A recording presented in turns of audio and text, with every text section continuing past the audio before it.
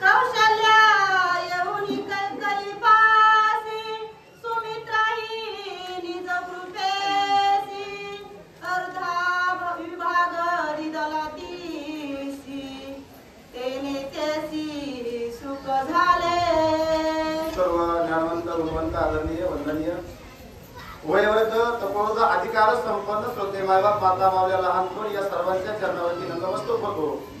गुरुवर्य गुरुनाम भगवान बाबा, गुरुवर्य गुरुनाम माऊली दादा आणि भक्त शिरोमणी हनुमानजी यांच्याही चरणाला प्रणिपात करून या ठिकाणी वेड्यावाट्या शब्दामध्ये कथेचा अनुसंधान सांगण्याचा प्रयत्न करेल। कथा गोड आहे आणि प्रभू रामचंद्र शेषशाही अवतार लक्ष्मणजीला हे सर्व कथाभाग सांगतात। लक्ष्मणा, ज्यावेळेस हा पिंड असणारा घाणीने झडपला, विलंब करता विघ्न ओढवेल अशी अवस्था झाली। पाहत बसल्या मी आवडती एवढ्या वेळामध्ये झडप हाणली, पण दोघीला किंवा आली कुणाला? कौशल्य माता ही जवळ आल्या आणि निज कृपा जवळ पुन्हा असणाऱ्या सुनीता माता ही त्या ठिकाणी कृपेनं धाव घेतली आणि दोघीच्या कृपेनं दयेमुळं काय झालं?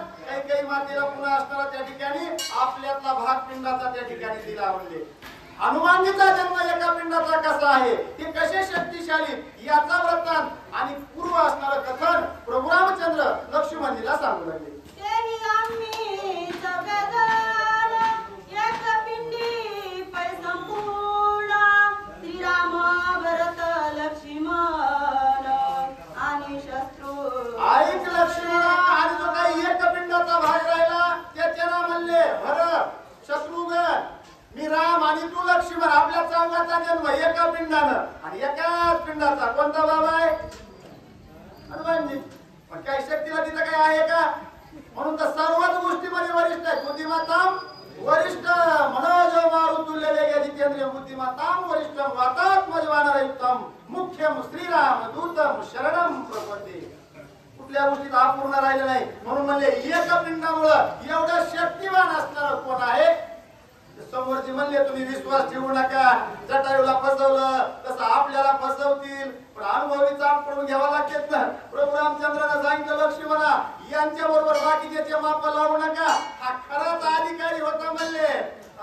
त्या ठिकाणी काय म्हणले? विश्वासी तो करी स्वामीवादी सत्ता सगळं बघिता होय त्यांचे, तसं हा सत्ता करणारच आहे म्हणले। कारण हा अधिकारी याचा जन्मच कशा अवस्थेतून झालेला आहे, काय कृपा झालेली, हे सर्व एका पिंडाच्या हनुमानीचा जन्म आहे असा वृत्तांत प्रभू रामचंद्र लक्ष्मणजीला सांगू लागले। कैकई भाग घाली प्रासित तीस अंजनी जन्म प्राप्त यज्ञ विभाग तिच्या उदरात राहिला निश्चित यज्ञ पुरू। आणि लक्ष्मणा जो काही असणारा तो पिंड होता, जो घाणीने झडपलेला होता, तर तोच असणारा यज्ञ पुरुषाचा तो पूर्ण असणारा पिंडाचा भाग अंजनीच्या उदरामध्ये त्या घाणीने गेलेला पिंड अंजनीने प्राशन केला। त्या ठिकाणी त्याची वाढ झाली आणि त्याच पिंडापासून हनुमानजीचा जन्म कसा झाला आणि म्हणून ती असणारे सर्व शक्तिशाली कसे आहेत आपण असणारा सर्व कथा भाग